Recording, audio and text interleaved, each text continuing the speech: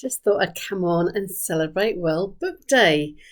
Can't believe that it's over 5 years since I Worth It came out. And God, what a transformation in me, in getting the book out, and in so many people who've read it. It's helped so many people. What's it about? Well, at the start of it, it's about my life journey, actually, is what I share about health, wealth, and happiness, and the ups and downs that I've had in my life. Whether that's to do with the health issues that I had, the heart complaint I was born with, the asthma, chronic pain syndrome when I didn't work for 2 years, depression, anxiety, all different things that happened to me. Also, I share about the bereavements that I had, whether that was a miscarriage, failed IVFs, redundancy, sister-in-law dying, husband leaving me, the debt growing, all the different things that were causing me angst and affecting my mental health. Okay, because mental health is massively key to myself and getting the message out there about actually you can shift and change your mental health. I wrote Are You Worth It actually in the depth of my depression in 2014. 2014 is when I almost took my life. 2015 is when I started writing Are You Worth It? And it came out at the beginning of 2016. And I share about my story at the beginning of it. And it also goes through how your mind is working about different things. So if I share the different chapters for you, for those of you who don't know if I find the right pages for it very quickly. So the first chapter is about, are you living an abundant or scarcity life? Because actually I didn't feel that I had enough. I had a very weird money mindset about things. Because of the debt, I was actually in desperation and really struggling with life, especially when I was in dire straits since 2014, because my debt hit £38,000 as well. And actually, a lot of the journey is about transforming my mindset, transforming my thoughts, about seeing that there's everything around there. It's been around slowing down and notice how abundant life is, whether that is nature outside, the abundance of friends that I have, the abundance of clothes I have, family, friends, all the different things that are available to me. There's much more available to you than you realise. And part of the mental health journey is about awakening to who you are, waking up to finding out ways to actually overcome your anxiety, to see what's out there life-wise and actually being you. And if people don't like it, that's okay. It doesn't matter. Okay. So what's it also looking at is looking at your mindset as well. What is mindset? Our mindset is actually made up of our mental health, how our mind is working, our conscious mind and unconscious mind. It's looking at your intuition. It's looking at how you nourish your mind, and also looking at the decisions that you've made in the past. So decisions that you made in the past are what's actually transforming things going forward for you. And sometimes you have to change those decisions to create a new future for yourself. Often they're called limiting beliefs. We also see everything in life around our senses as well. So it's about looking at what else do we need to know about. Do we need to change our senses in different ways to actually see what's out there? So in nature, noticing, the dew that's on a leaf, for example, or this morning I saw a kingfisher, for example. Lovely just seeing the colour ahead of me over a river. So it's also about your emotions, your emotional health. Your emotions can be going up and down, up and down. And if you're not using techniques to actually shift your energy so that you are being much more in the present, you're not in anxiety of the future and stepping into your past. It's about looking at the different things that you're shifting and changing as well emotionally. You want to be living your life at joy, happiness, excitement, enthusiasm, contentment, all those fantastic emotions. But actually, we are holding on to lots of angst, and we need to pay attention to our language, what we're saying to ourselves, that's actually, embedding that even more, those feelings of things from what we listen on TV, what other people say to us, what we see, and notice those feelings, because actually if we're not feeling so good, we need to shift into a positive mindset. And that's about transforming your thoughts. Your thoughts are creating everything in life through the law of attraction. So be aware of what your thoughts are. And if you think that's not a good thought to be having, change it. So within the book, I also look at how important is your health to you, because often people are not recognizing that their health is their wealth. You have your spiritual health, mental health, emotional health, and physical health, and they're all interlinked: mind, body, spirit. Your soul is on a mission, and you need to be aware of where you're going with that, and be aware of what you're saying to yourself, how you're feeling in different situations. That's all really, really important. If you're ignoring your emotional health, that means that actually you may well be creating illness in your body, because you're either relaxed, at ease with yourself, loving yourself, or you're at dis-ease, not like yourself and loving yourself. And those trapped emotions that you're not letting go of, anger, resentment, fear, anxiety, distrust, hopelessness, helplessness, horrible emotions, if you don't have a release for them to get rid of them, where do they go? They go inward. And that creates disease within you. You need to recognise that. I also explore about the beliefs about money. Your program, what is your money story? What have you been told as a child that's actually stopping you from understanding money properly? What is it about your life that how you've interacted around money, your money habits around money, what you're telling yourself about it? I never have enough, for example. Actually, the more that you trust and the more that you put yourself out there as you will actually earn more. The more you serve other people, the more you will actually earn. That is a proven fact. So, and it's about looking at whether you're good enough or not. Because we do have 11 negative core beliefs, or whether you feel good enough or not good enough. And I unpack that within the book.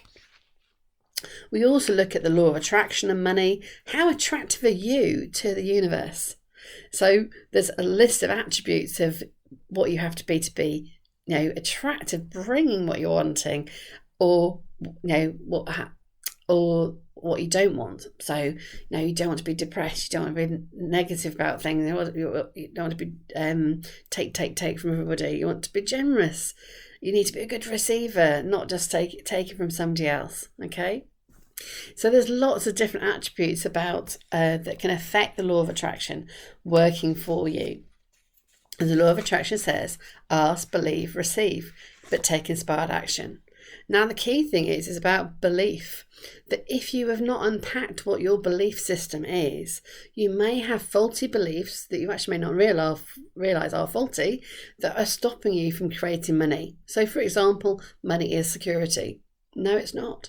Because actually, you can be perfectly secure and have not a penny. Nothing's going on, no money. So it's a choice of what you're believing. It's also about taking responsibility about your finances as well. When you are in debt, often there can be this anxiety. That's what I discussed in the book about, I was a bit of the ostrich. I didn't want to look at those bills, and now happily look at them, look at where money's being invested, etc. And that's all being about working through my emotional health, how I feel about money, and enjoying money, respecting money is all part and parcel of that. It's also about valuing yourself and understanding how to value yourself. What do you need to change about what's going on in your life that's actually stopping you from earning the money that you want to, because you may not be valuing. You may be just doing everything for free, hoping that's going to lead you to paid work, for example, which is what I did. I lost thousands doing that, that's for sure. So how well are you valuing everybody else? Everybody, in my view, has a value, regardless of what job role they are in, whether how intelligent or not they are, what they wear, etc. Everybody is important. I then unpack about you learning lessons in life. So everything that's happened to you so far and what comes after this moment now is your spiritual path. And it's important to unpack that path of what you've been through and also decide on your future going forward on your spiritual path, because you do have a choice. But if you're not unpacking that and you're not learning your lessons of different things will just keep repeating back to you to get you to learn it. You're going, God, this keeps happening to me. Then you need to unpack your thinking and work out, why is it coming to you again? Okay. Within the Are You Worth It, I've also got the love game, which is totally unique to the book and to me and the resources that in there. So if I just show you, that's the love game that's in Are You Worth It? And Are You Worth It is, in my view, just such a fantastic read for somebody. And it's not, although I was depressed when I wrote it, it's so accessible for teenagers up to somebody older to actually go through it and understand how their mind is working. Because I'm trained in lots of different therapies, I'm bringing different therapies, mindset and energy therapies, together for people to understand within the book. So going back to what's actually in the book, before I get distracted, I just want to find the list there again. We then look at the power of gratitude and why being grateful for everything in life will bring you much better abundance and finances and health, whatever. But you need to be noticing what to be grateful for. Noticing the fact, have you got beautiful possessions? It might be the fact you've got beautiful friends. It might be the fact that somebody's done something lovely for you that day or brought you an opportunity. Gifts come in all different shapes and sizes at the end of the day. So it is about appreciating what money is spent on you. So there's various exercises in the book as well, which allow you to unpack what's going on about your mental health, unpack what you're saying about money. And because sometimes people don't even have the money to buy the book, there are free resources on my website, insightfulminds.co.uk. So do look at that if you want the free resources that go with the book, because there's a journal where you actually get all the exercises of the book for free. Yeah, so I'm very generous like that, because I love to give. So it is about noticing blessings in disguise. Sometimes we're trying to force things to happen for us and going, it's not happening. And actually that forcing, there'll be an emotional thing that's going on underneath that. And actually the key is actually just to relax and be yourself and just be positive and to notice what good things and expect good things to happen, because they will happen for you. You need to forgive to forget is another chapter. And there's actually a forgiveness ritual that is in those free resources that you can listen to, but it's written down within the book. But when you're doing it, you probably want to listen to it rather than reading it and trying to do it in your mind, to be honest. But what forgiveness to forget is all about is actually what you can't see is that when you meet somebody, there is an energy cord that goes, called an esoteric cord, that goes between you and that other person.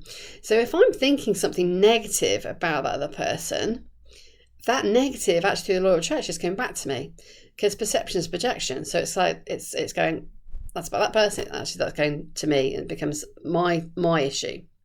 So to break that cycle, what you can do is the forgiveness ritual, which will allow you to cut off, if you like, the cut. I suppose cut. It's in Reiki terms we call it cutting cords. You're cutting that cord by doing something within your mind and within your visualizing what you're letting go of. A lot of it is also about that you've repressed not saying what you need to say to somebody. Now that person might be somebody who has hurt your feelings. It might be somebody who has attacked you. It could be somebody who's trying to kidnap you. It could be used on all sorts of different things. Sometimes you need to use the technique more than once as well. So it's really up to you about how you decide to use the resource. Okay.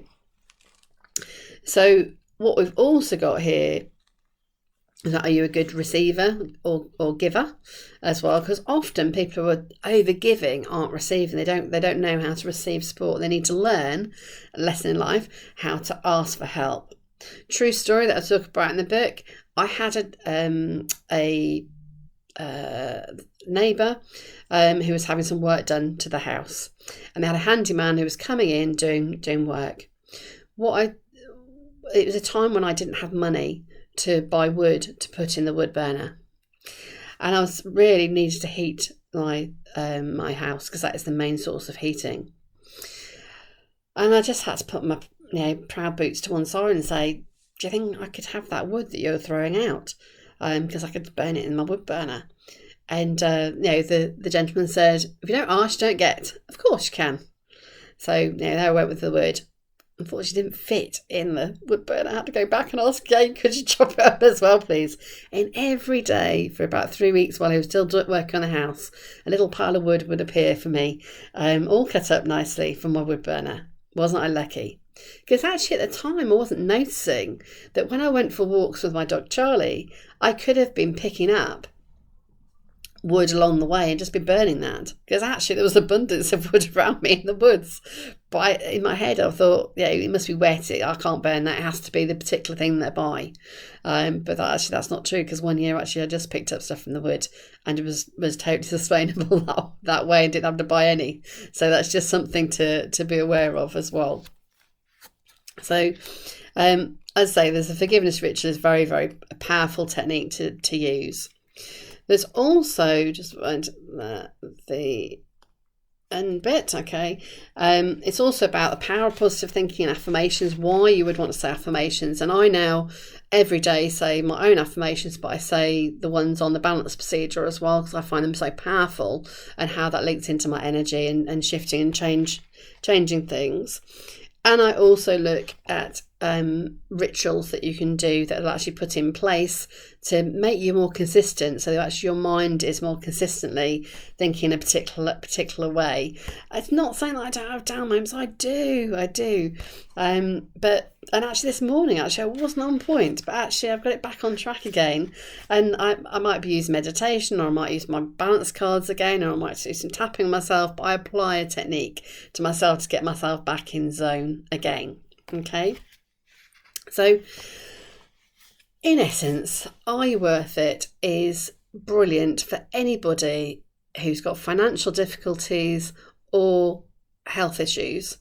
Just for them to read, to get a mindset shift into thinking better about themselves, about where they want to go. It's great for anybody, really, from a personal development point of view.